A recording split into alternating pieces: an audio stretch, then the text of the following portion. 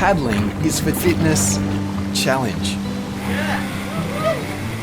relaxation, or simply to get you into beautiful places.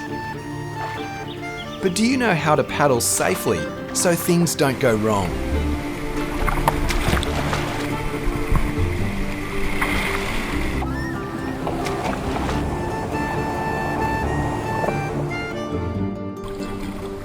Let's look at some key ways you can paddle safely so you can enjoy your paddling feeling confident and secure.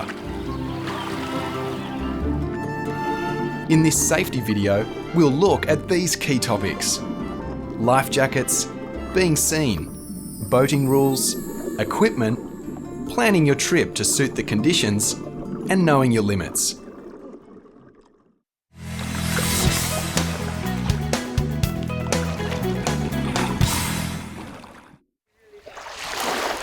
One of your most important pieces of equipment is your life jacket. It needs to be correctly fitted so it doesn't float up over your head should you capsize.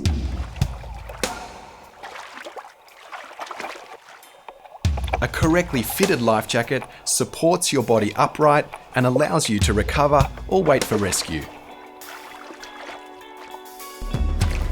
Wear your life jacket.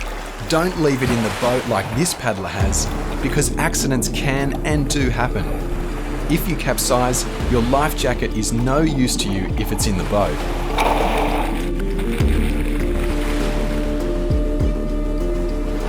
Without a life jacket, you can waste a lot of energy to stay afloat, and this can quickly become life-threatening. Compare a paddler wearing a life jacket in a similar situation. A life jacket helps prevent you panicking so you can regain your composure and recover more easily.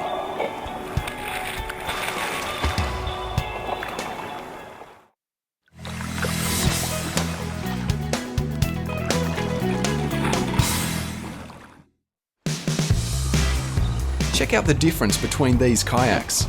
Which are easier to see? The clothing and equipment you choose makes a big difference to how visible you are to others. Put yourself in the skipper's seat of a powerboat. The kayak on the left is much more visible. And in glary conditions or when the sun is low on the water, be aware how hard it is for a boat skipper to see you. At night or dusk, make sure you have lights. You must display a white light or torch sufficiently to show others where you are and to avoid a collision. You want to be able to be seen from every direction. See how the brighter lights really stand out?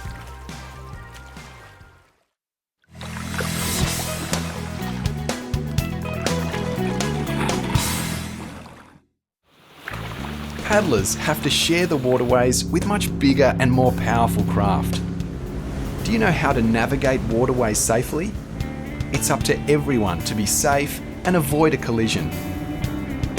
What side do you pass another boat on? Unlike the road, on the water you should keep to the right of the waterway, starboard, wherever possible. Stick to the shorelines where you can to avoid other craft. What if you need to cross? Pick the narrowest point to cross and choose a starting point where you can see clearly in both directions. As you cross, stick together as a group and keep a lookout. Navigation markers are used to show craft where they can safely navigate harbours and protected waters. Channels are marked by green starboard markers on the right and red port markers on the left as you go upstream. Where possible, try to paddle outside of these channels, like these paddlers are, to keep out of the way of other boats. If you have to paddle in the channel, stay to the right-hand side and keep close to the edge. Always avoid the middle of the channel. At other times, it might be safest to stay closer to the shore even if it means being on the left-hand side of the channel. Do you know where the shipping lanes are? Have you any idea how fast large vessels can travel? You could never out-paddle this ship. So avoid commercial traffic. know where the shipping lanes are and paddle clear of them. If you need to cross a shipping lane, you can't assume you will be seen.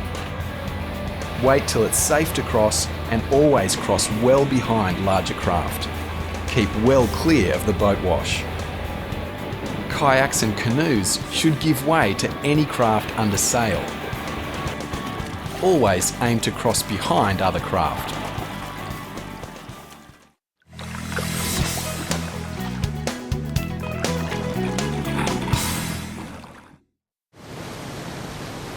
When you choose your craft and equipment, make sure it suits your abilities and experience. This will depend on your fitness, your level of skills, where you plan to go and who with. In addition to your life jacket, take plenty of water and food, shoes, and spare clothing to suit the conditions. Take a helmet if going into moving water such as surf or rapids.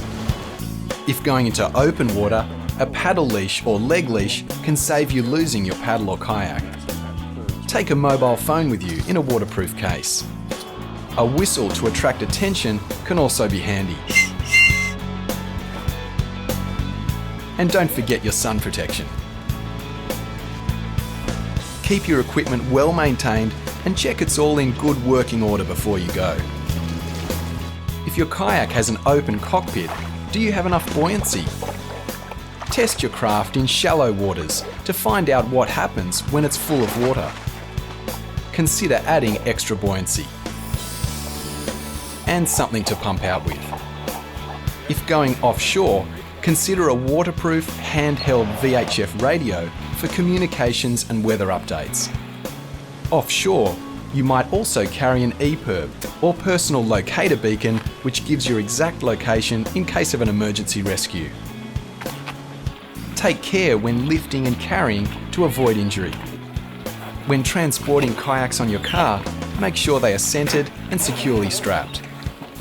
Under road rules, if they overhang by over a metre, you'll need to tie a red flag or rag to the end. Being prepared and having the right equipment means you can enjoy your paddling with confidence.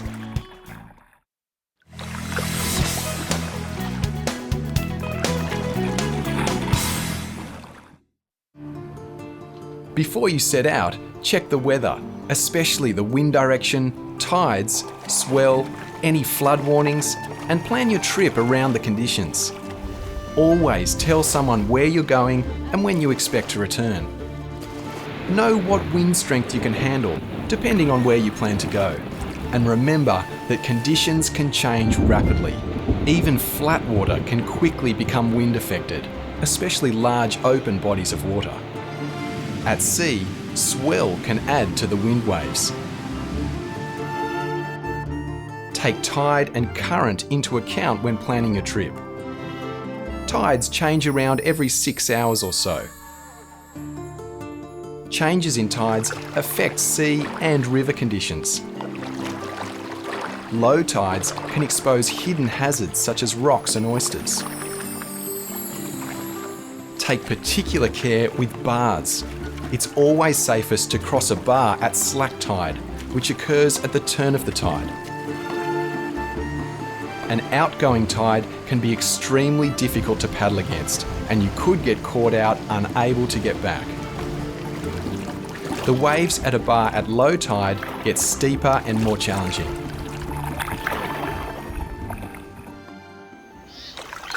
If you are paddling on a freshwater river, check the current rain forecasts and river conditions. Moving waters in rivers are dangerous at any time, as they wash down debris and disguise hazards such as fences or submerged objects. Trees, logs and bridges can be very hazardous, especially in high water. Don't paddle or try to wade through floodwaters. People have drowned this way.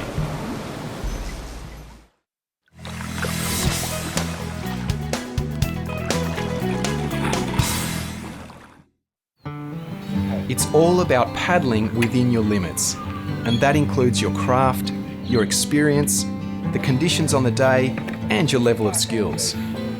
Taking lessons improves your skills and confidence. Be realistic about your fitness and capabilities. Know your own strengths and weaknesses, and those of the others in the group. Don't travel too far and save strength for the return journey. Conditions might be harder on the way home. Learn about what you can do to get yourself out of trouble if you capsize.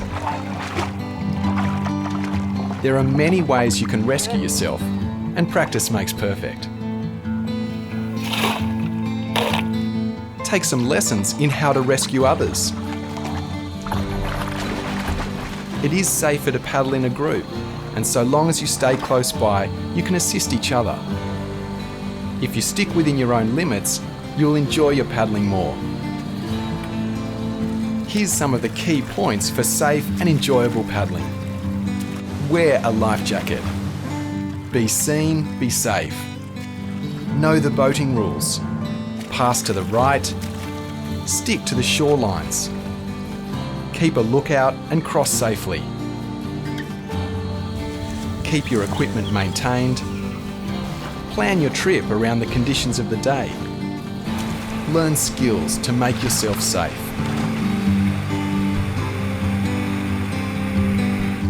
Keep safe and have fun paddling.